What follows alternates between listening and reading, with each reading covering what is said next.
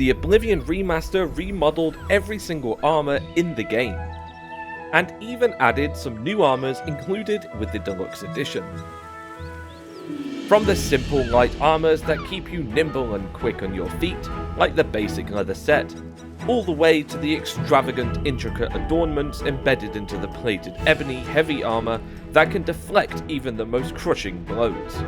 In this video, I'm going to take you on a journey and show you all Oblivion's armors and where to find the unique ones. Whether it's delving into the deep hellflame pits of the Deadlands in search of fiery relics, or the splendid peaks of Cyrodiil's most lofty sights in search of magical artifacts.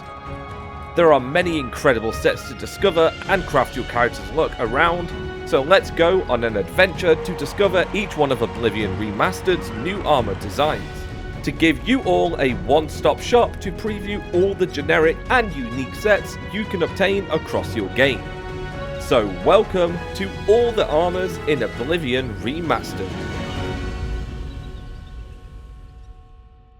First up, we're going to go through all the changes to the leveled light armors, beginning with the lowest and most common set across the game, the leather armor.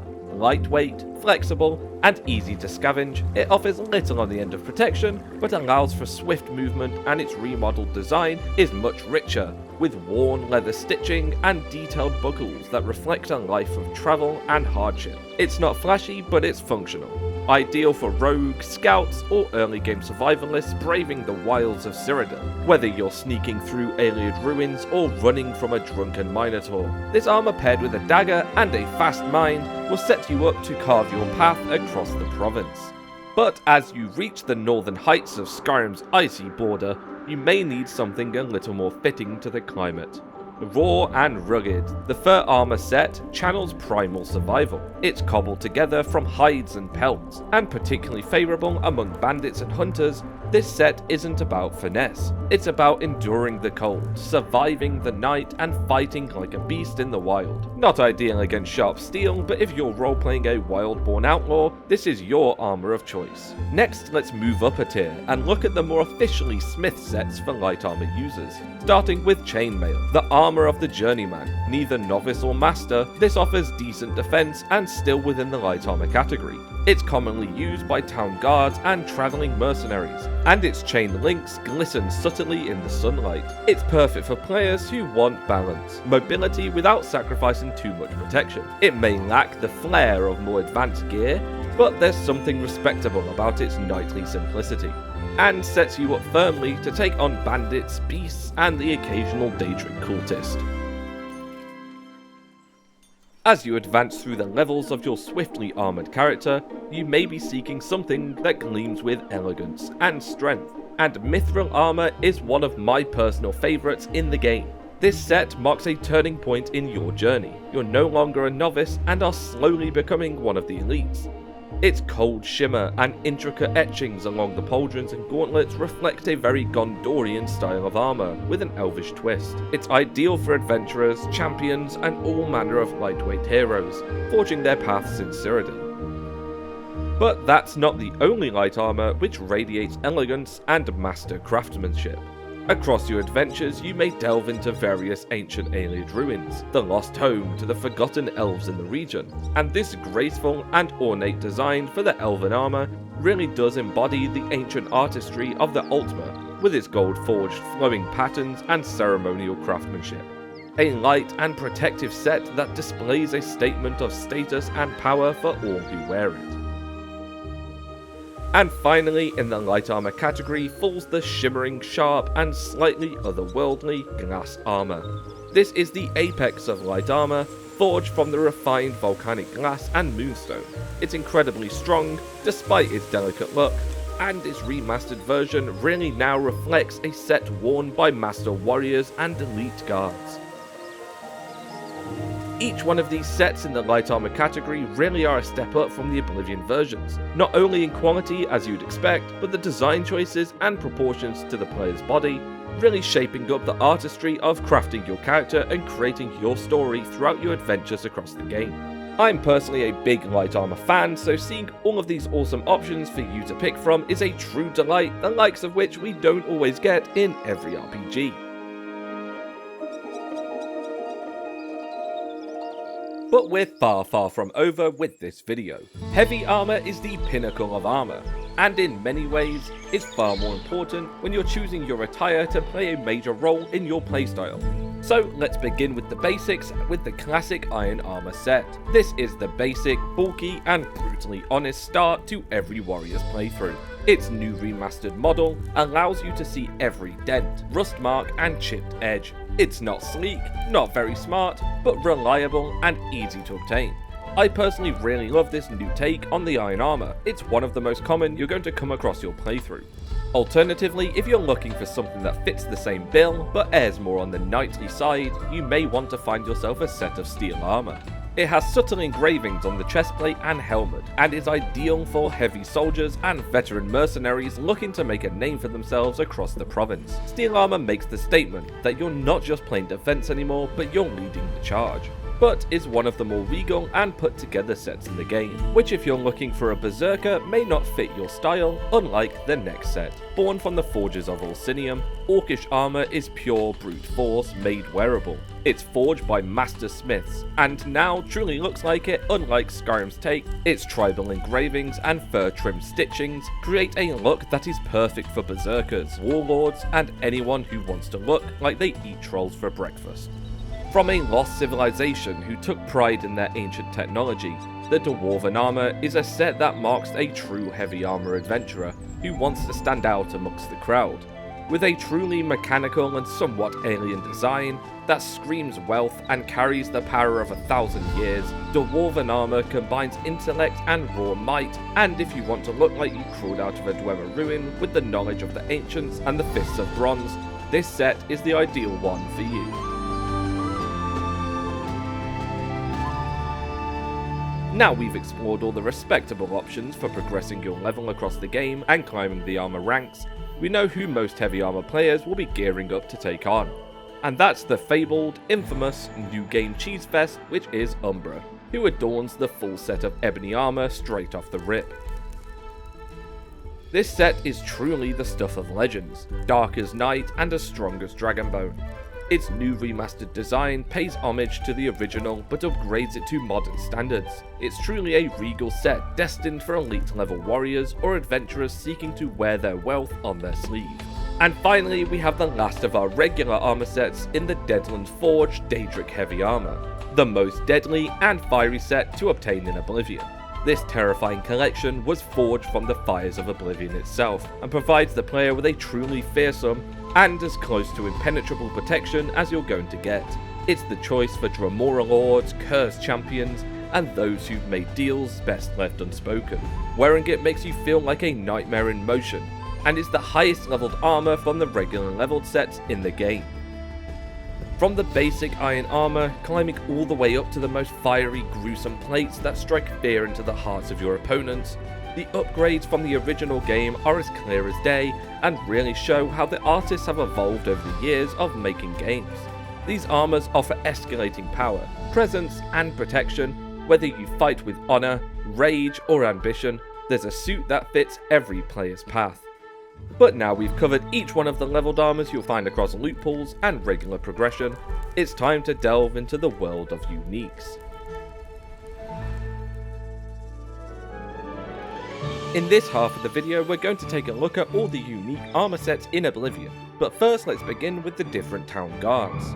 Anvil is a city of coastal heritage, and its town guard armor reflects that. It's practical, weather-worn, and unmistakably maritime. Boasting its city banner colours, its orange and black jerkin invokes a naval might, one that is fitting to its surrounding Gold Coast region. Heading over to the forgotten slums of Cyrodiil, Braville's guards boast colours that are as grey as its weather. With its town crest proudly marked upon their chests, this set reflects the power imbalance that plagues Braville's streets. But from time-worn to weeping willows, Cheydinhal is the city of the river folk, and its guard armor reflects the simple life fit to the people of the region. Despite Cheydinhal's overwhelming purple tones, its city banners are actually green, and thus its guards boast that in their attire. Now we're heading over to the Great Forest, and to the city of Coral. Befitting a town known for honour and tradition, this silver-toned steel with a deep blue tabard makes for a respectable nod to their city banner. Adorning their great oak tree across their chests, the coral armor is one of my favourites. It's noble, strong, and really makes the coral guards look like true sentinels. But from the bustling forest, we move over to the frigid peaks of the North city of Bruma. Built for the North's bitter cold, Bruma's guard armor boasts its yellow tones layered upon chainmail, acting as defenders of the Gerals against the cold's icy invaders. Leyawiin is a town known for its oasis away from the swampy marshes that surround the city, and its guards wear a simple but noble design from a clean white cuirass adorned with their green and yellow stag sigil. And finally, we move on to the final two guards left to cover, starting by heading over to the very famous city of Skingrad, where the black and red colours stand proud amongst their guards, and is one of the more sleek, authoritative sets in the game, matching Skingrad's claustrophobic and well-ordered nature. And then we have the final and probably most memorable guard armor you'll come across and possibly even wear. Kvatch being under siege doesn't give us a good idea of a time before the Daedra, but its famous wolf-sigilled cuirass is iconic to Oblivion as a whole, and is one that the iconic hero of Kvatch can proudly wear after liberating the city from Daedra invaders.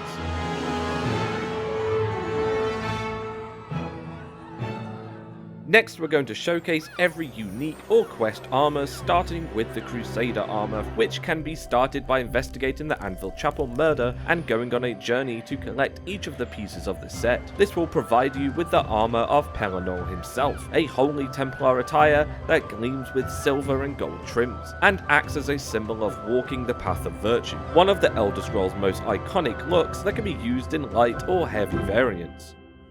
Deep in the arduous marshes of Cyrodiil's Blackwood region lies a particular isolated cave. If you're a member of the Fighters Guild and start the quest Emelian's Debt, you may be sent into the ancient lost Emelian family tomb to recover a set of armor with a noble legacy.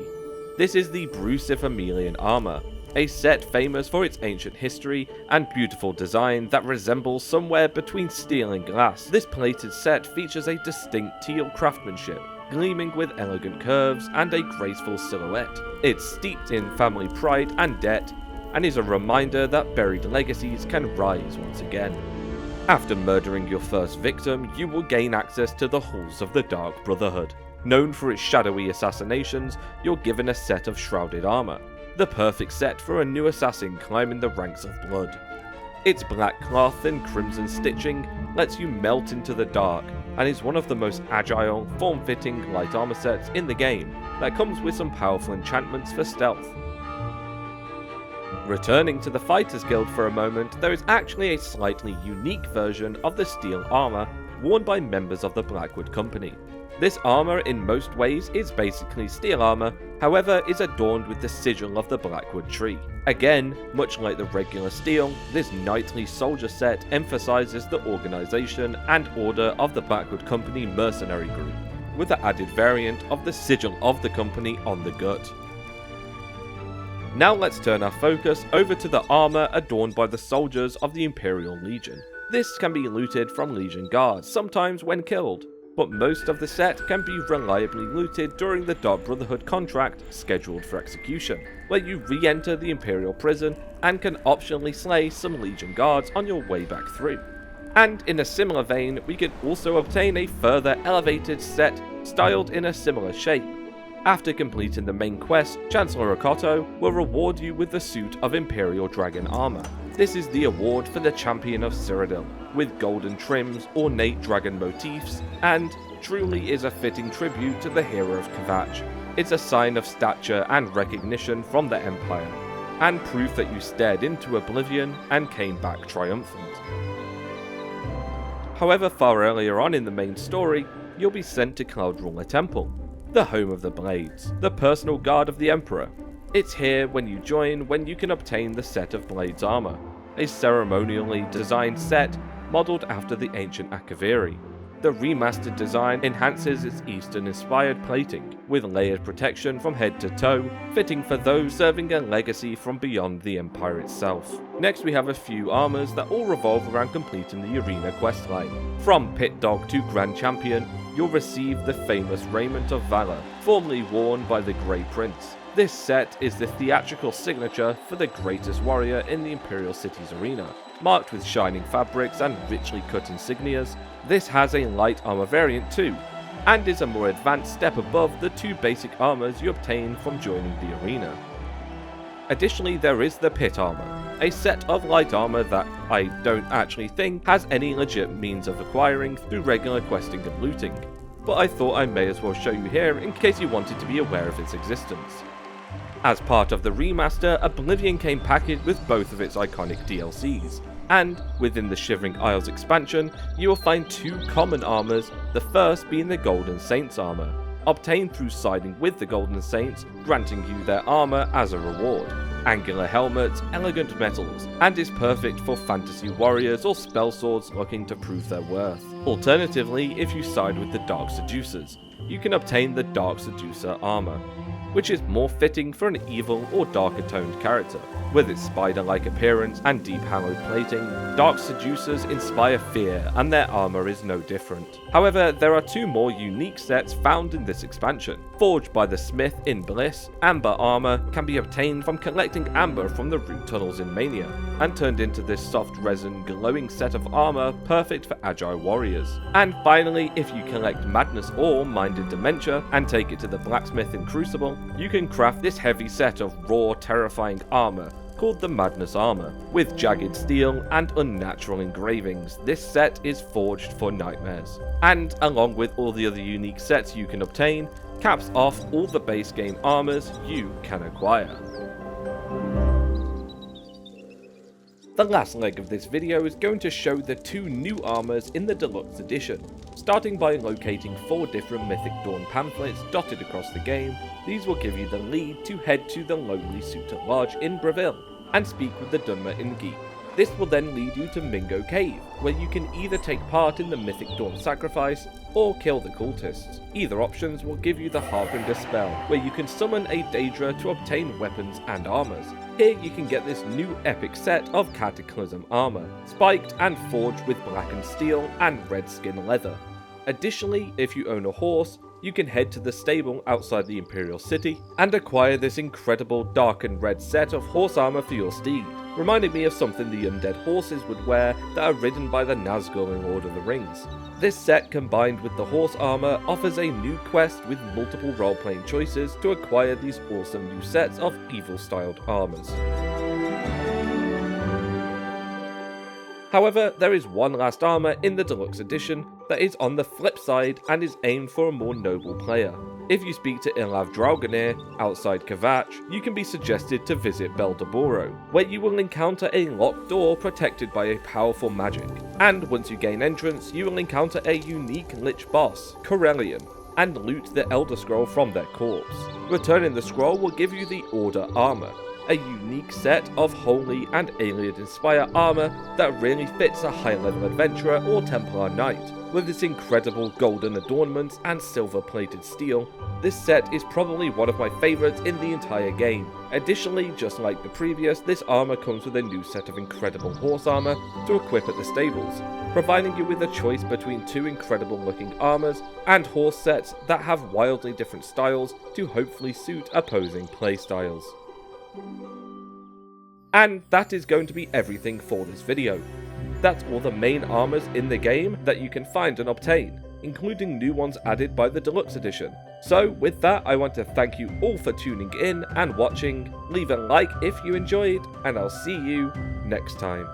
Take care.